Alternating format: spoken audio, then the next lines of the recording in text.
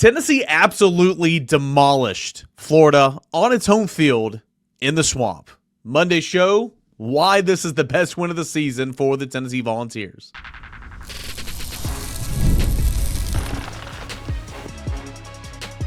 You are Locked On Vols, your daily podcast on the Tennessee Volunteers. Part of the Locked On Podcast Network, your team every day. Good Monday morning, everybody. Welcome into Locked On Vols. I am your host, Eric Cain, a member of the VolQuest.com team here in town covering your Tennessee Volunteers.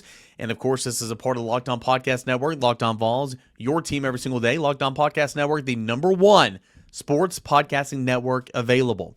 Again, I'm Eric Cain. Can't thank you every day enough for being here, making us a part of your morning routine, your first watch, your first listen each and every single morning. Today's episode is brought to you in part by our friends over at GameTime, where you can download the GameTime app, create an account, put in the redeem code LOCKEDONCollege for $20 off your first purchase. Again, shout out to our friends over at GameTime. Lots to get into here today. Later in the show, will Joey Aguilar be an option at quarterback for Tennessee next year? It seems like it's closer to happening now than at least it was last week. More on that coming up in segment number 3. Pro Football Focus stats that actually matter. We'll take a look at the inside the weeds numbers from Tennessee's win over Florida in segment number 2. But first, let's get down into it, man. I mean, how satisfying is this? Tennessee beats Florida. It is always good to beat Florida, okay? It's never not good to beat Florida. I don't care if Florida's 3-8 now. I don't care if Florida is 2-6 in Southeastern Conference play. It's never a bad day to beat Florida, okay? So let's just get that out in the open. Secondly, Tennessee finally snapped the streak. Finally snapped the streak of losing to Florida in the Swamp. Tennessee wins in Gainesville for the first time since 2003. So that's a big deal, right? And again, I don't care what the record is for Florida. We talked about it all last week about how I think Florida is better than the record indicates. And clearly, Florida's a top 5 talented roster in the Southeastern Conference. But Tennessee went belt to tail. Tennessee absolutely whipped the Gators. And it wasn't even close. Tennessee jumps out of the gate, scores 4 straight touchdowns, scores points on 5 of the first 6 possessions of the football game, possesses the football only three times for 3 possessions in the second half. You have Florida that was content with running the football and trying to get out of it in the second half as well. Tennessee had a 28-point lead at one point in time. Tennessee outgained the Florida Gators 202 yards to 1 yard at one point in time. Tennessee's halftime lead was 31-0. It was satisfying. It was very, very satisfying for Tennessee fans to watch that football game. And sure, you'll get in the second half and you're like, oh my gosh, Tennessee went conservative, or Tennessee didn't keep the pedal on the metal, or the foot on the pedal, or whatever it is. You were up 31-0. Tennessee possessed the football 3 times in the second half, and you were just running the football to go and win you a football game. They took a couple shots in the second half. They certainly tried to get Joey over 200 yards, which they did accomplish that late in the fourth quarter. They got that out of the way. They marched down the field, held on the football for 7 minutes as the game expired. Again, anybody like I've got one thing in this football game that I completely disagree with, and there are different people that have viewpoints on this, and we'll get to that here in a moment. But anybody that has complaints about this football game, I don't know what to tell you. Because this was about as satisfying of a win that you're going to have in quite some time. And again, it's not because you beat this great opponent. Florida, again, record-wise, is not a very good football team this year. It's not going bowling. It has 3 wins on the season. Again, record-wise, this is not like anything you could to brag about, if you will. But this is more one of those wins that hasn't happened in quite some time. And Josh Heupel continues just to check off his list. He's now beaten Florida 3 times during his tenure. 3 out of 5 years he has beaten the Florida Gators. He's beaten Alabama twice. He hadn't beat Georgia He hadn't beat Georgia yet. That's one other thing he's got to get to. Big wins on the road, at Oklahoma last year, at LSU in 2022. Again, Josh Heupel's had a really, really good tenure here at Tennessee. And Saturday was just another chapter in that book where you go down and you beat Florida in the Swamp, something that's it didn't happen the last couple of years of Philip Fulmer's tenure. Didn't happen, in the 1 year. I can't remember if Tennessee played at Florida or here in 2010 with Lane Kiffin, but didn't happen under Dooley, didn't happen under Kiffin, didn't happen under Butch Jones, didn't happen under Jeremy Pruitt, but it happens under Josh Heupel. So very satisfying. And the way that it happened, I mean, Tennessee, again, just left no doubt, drained the swamp, and it was a total domination show. Tennessee scored on its first possession of the football game, 9 plays. It ran the football 6 times. It bookended that series with passes to Ethan Davis on first down, play number 1. And then, of course, the touchdown on a really, really nice play design to Ethan Davis out of the backfield. Mike Matthews had a really good block and a really good seal and tried to do a crackback on that play as well, kind of escorting him into the end zone. That was really cool to see. DeSean Bishop ran the football with authority. DeSean Bishop ran the football well, had 16 first-half carries, which is something that I've been longing for because he's clearly Tennessee's best running back. And, Peyton Lewis didn't play in this football game, and they inserted Juwan Morris into the football game, into the rotation. I thought that was really, really cool, but they still fed Bishop in the first half. He was still the guy, and he got banged up a couple of times or two, and they even brought him in on 3rd and 1 and on 4th and 1 just to pick up the first down, then they would take him out. DeSean Bishop ran with a purpose, and I thought DeSean Bishop, this 3rd game of the season with over 100 yards rushing, he's now, I think, at 12 touchdowns on the season.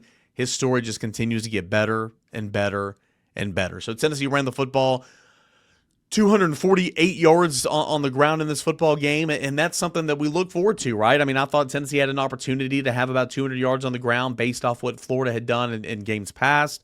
2 straight games allowing Kentucky and Ole Miss to run all over them. Tennessee did just that. Joey Aguilar started the game 9 for 9, was super efficient, finished 17 to 22, 204 yards and a touchdown, completing 77% of his passes. He continued to look really, really good. Offensive line, Wendell Moy was available to play. He did not.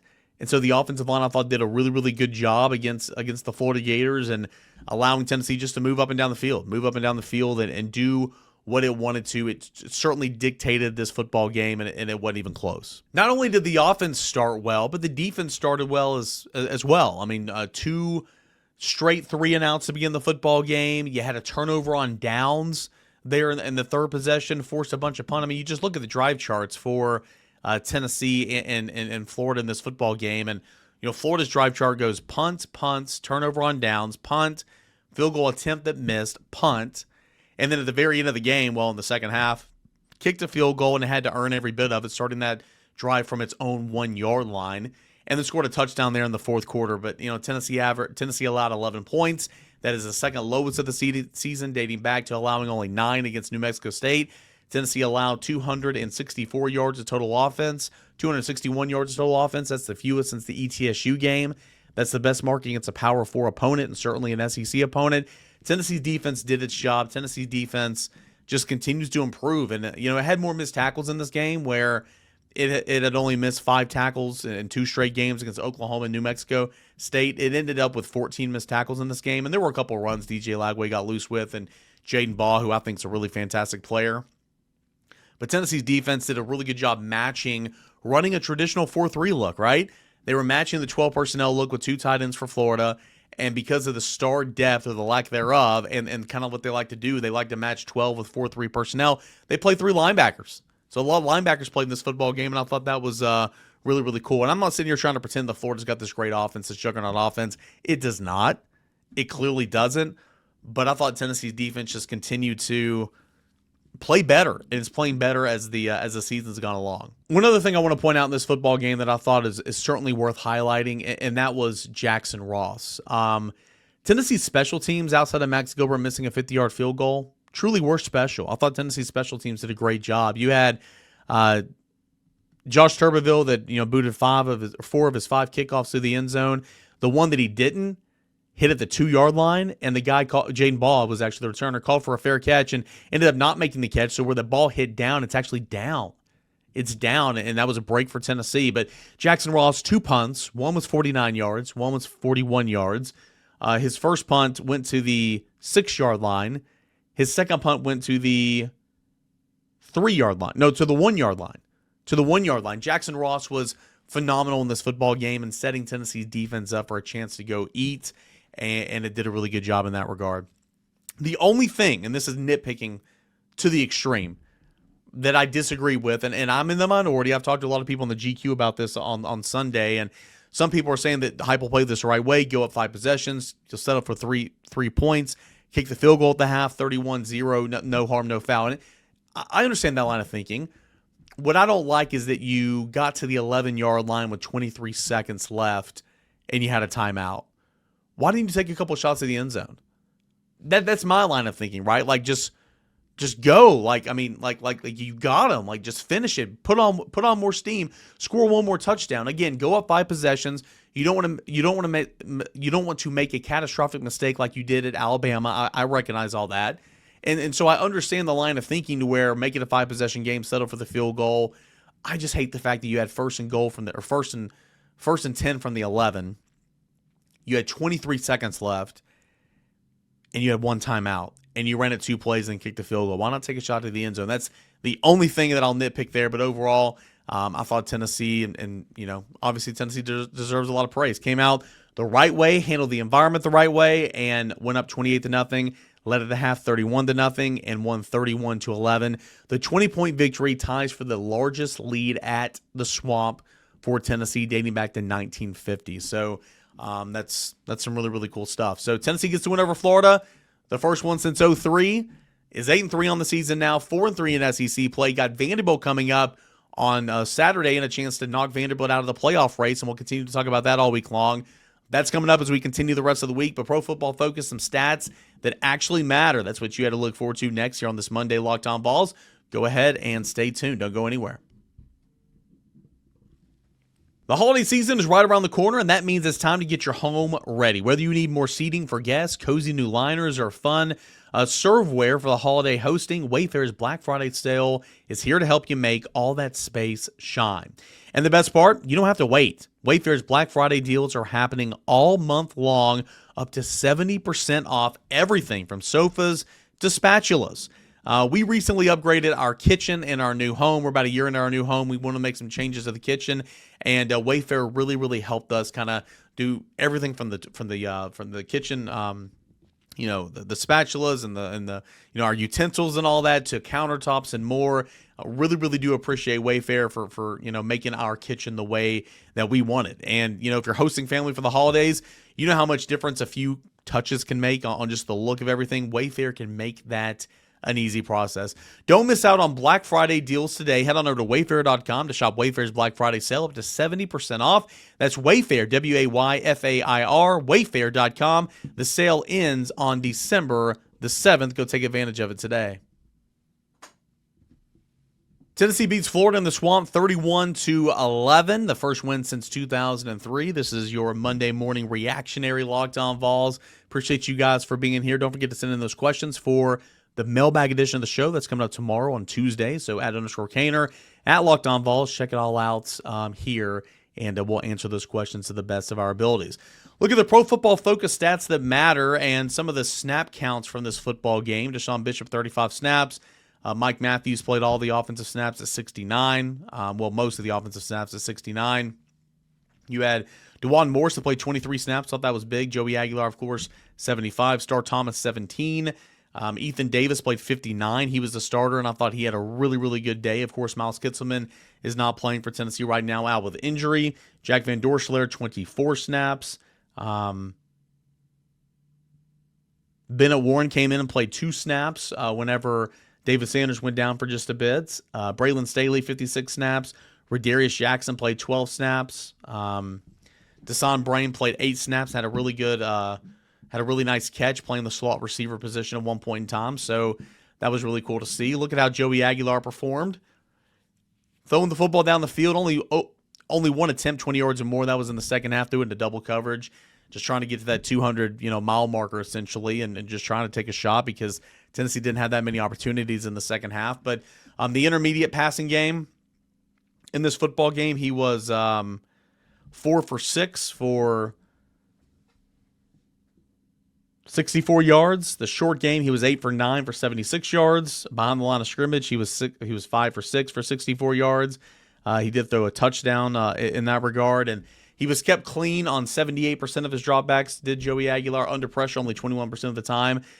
He was blitzed 43% of the time, but he still completed 7 passes on 10 attempts when he was blitzed for 74 yards. When he was under pressure, he was 2 for 4 in the ball game, 23 yards. His touchdowns came when he was kept clean, or his touchdown, he only had one on the day, and it was on that opening drive. A really, really nice play designed to Ethan Davis from the backfield. Kind of H-back going across the motion and kind of throwing it to him with Mike Matthews doing some things out there on the perimeter. I thought that was really, really cool. You look at what Tennessee did defensively, some of those snap counts. Joshua Josephs came back, played 20 snaps. Colton Hood, 49 snaps. Arion Carter, 33 snaps. I thought he looked really good and, probably as healthy as he's been for quite some time. Jaden Perlotti, only 10 snaps. Edwin Spillman, 26 snaps. Dominic Bailey, 31 snaps. Caleb Herring, 24 snaps. Jeremiah Thielander, 37 snaps. Andre Turrenton, 33 snaps.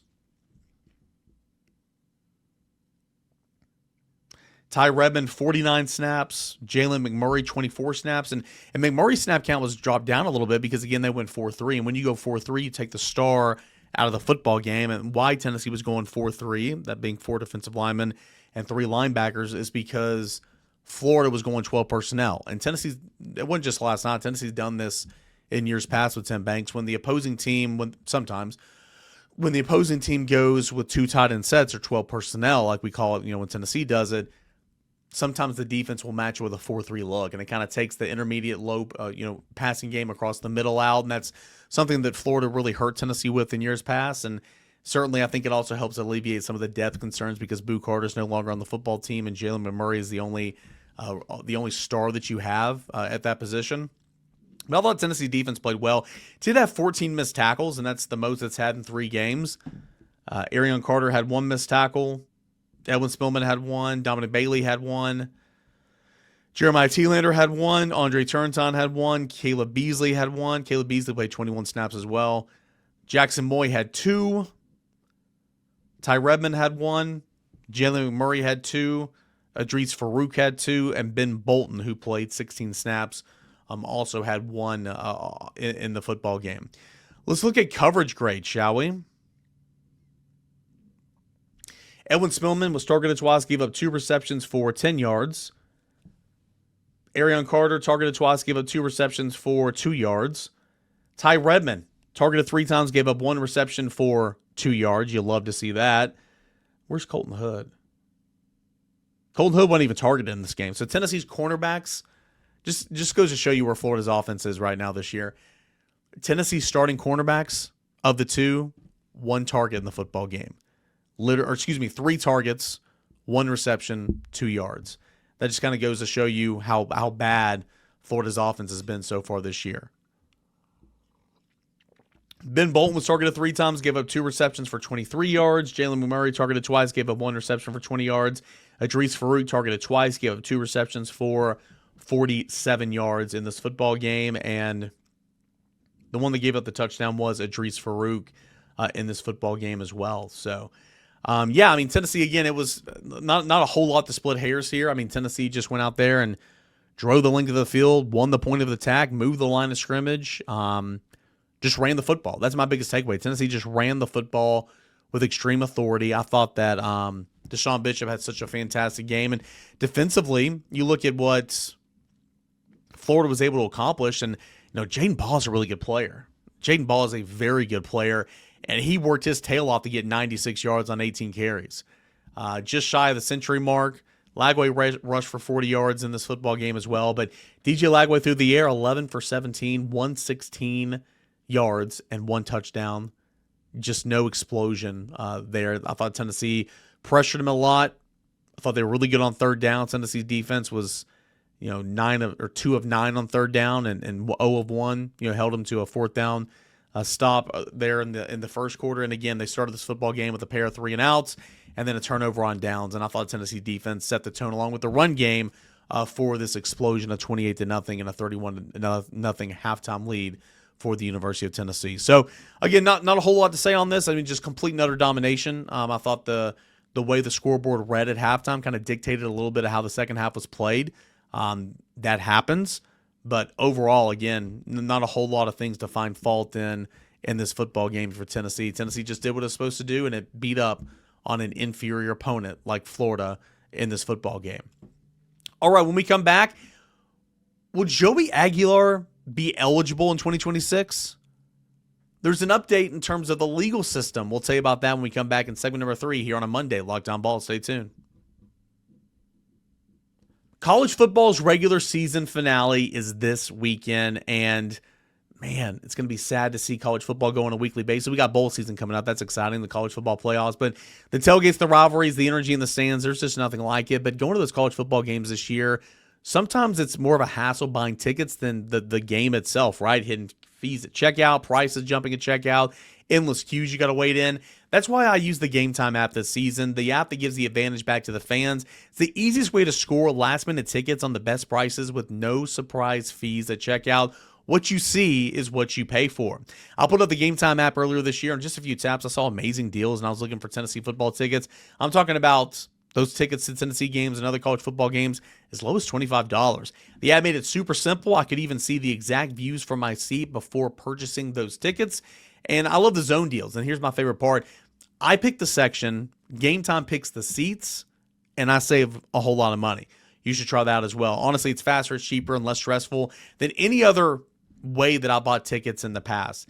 Take the guesswork out of buying college football tickets with GameTime today. Download the GameTime app, create an account, put in the redeem code LOCKEDONCollege for $20 off your first purchase. Terms apply. Again, that's promo code LOCKEDONCollege for $20 off. Swipe, tap, ticket, go. Download the GameTime app today.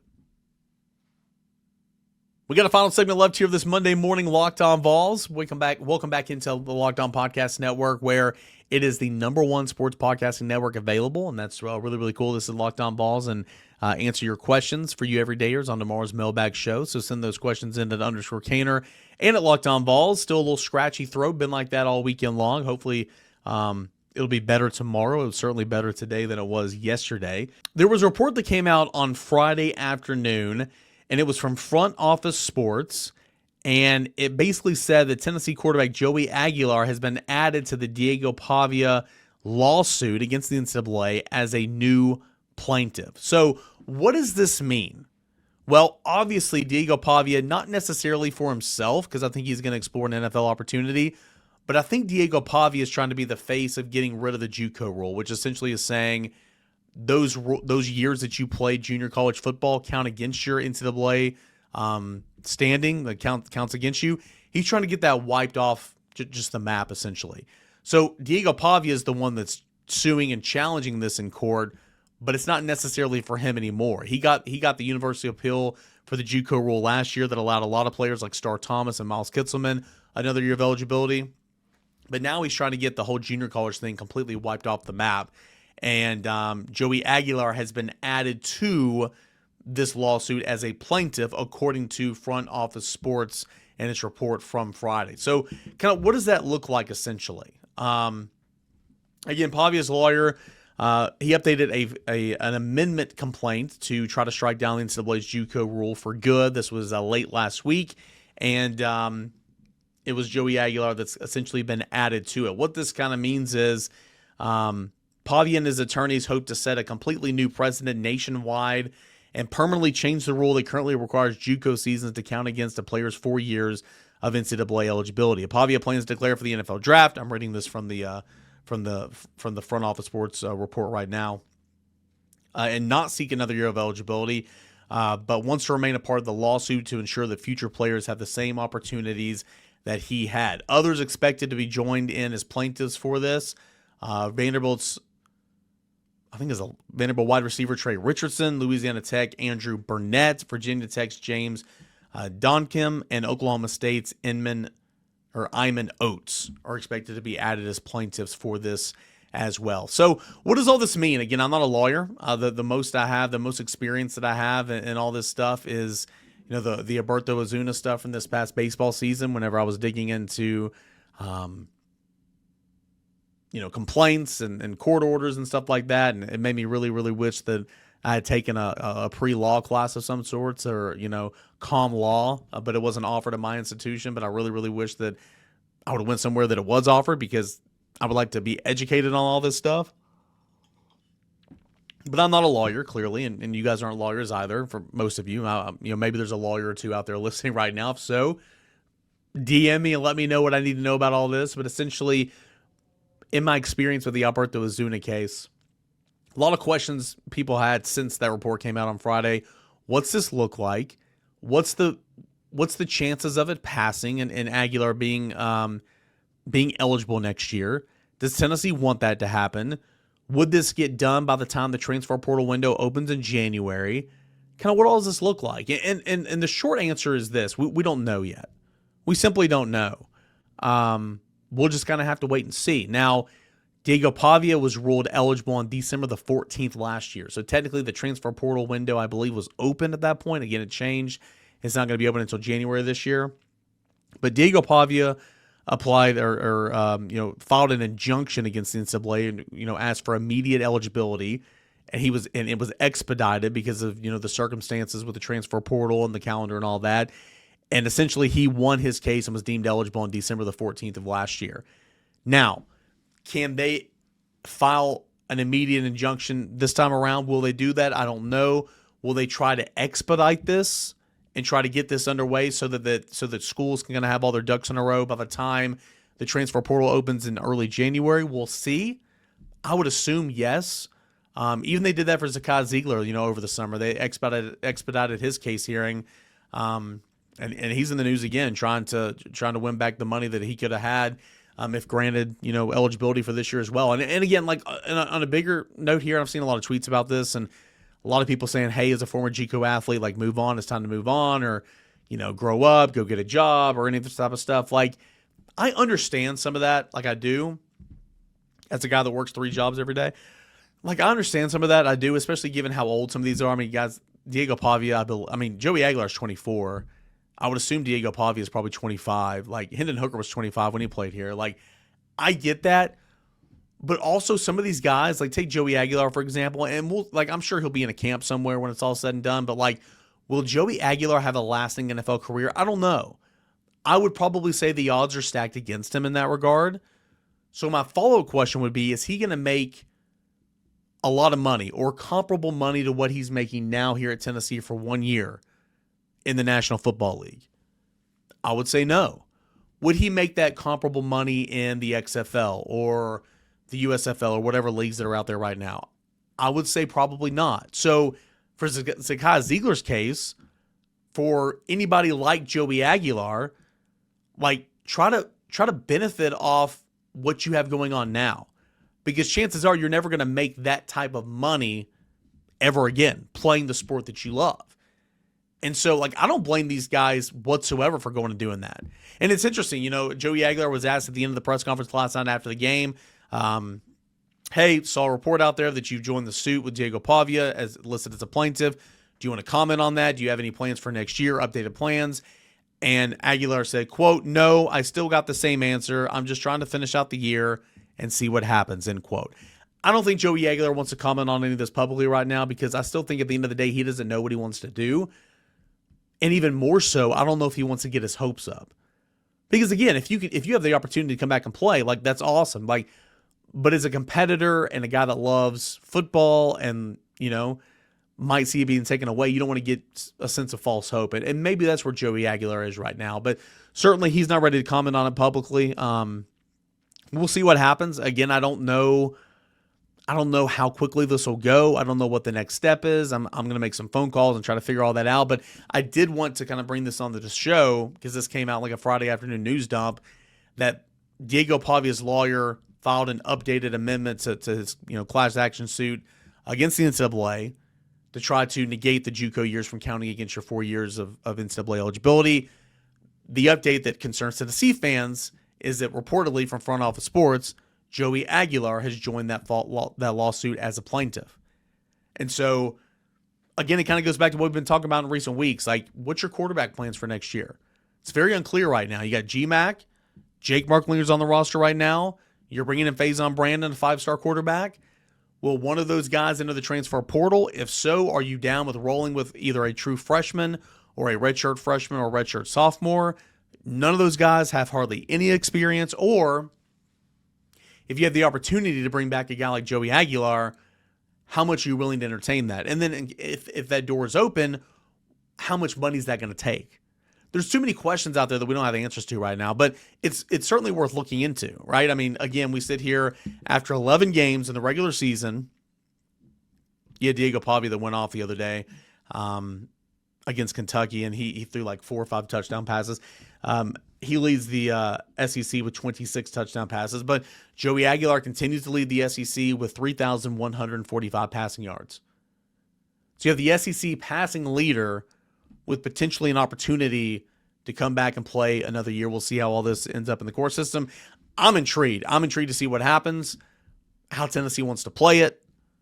But again, if you're Joey Aguilar or any other player in his position for that matter, you have nothing to lose. You have absolutely nothing to lose. And even if you don't want to entertain that, at least give yourself that option. And I think that's a big thing of what was reported by Front Office Sports of him being a plaintiff and being added to the lawsuit. It just gives him another option. So we'll see how all this plays out in the coming weeks. And who knows? Maybe the quarterback picture will be clearer for Tennessee maybe in a couple of weeks, depending on what happens in the court system. So, all right, I'm going to give my voice a rest. Appreciate you guys for being here, making Locked On Vols a part of your morning routine, your first listen, your first watch each and every single morning. A part of the Locked On Podcast Network, your team every single day, the #1 sports podcasting network available. Twitter Tuesday, mailbag edition of the show. I'll answer your questions, your comments, your concerns at _Cainer, at Locked On Vols. And, of course, you can comment on the channel, on the YouTube channel on this episode as well. I will try my best to find those questions on there. Thank you guys for being here as always. Big win. Congratulations. Tennessee has won in the Swamp for the first time since 2003. Now, can Tennessee spoil Vanderbilt's college football playoff hopes at Neyland Stadium on Saturday? We'll talk about that all week long right here on Locked On Vols.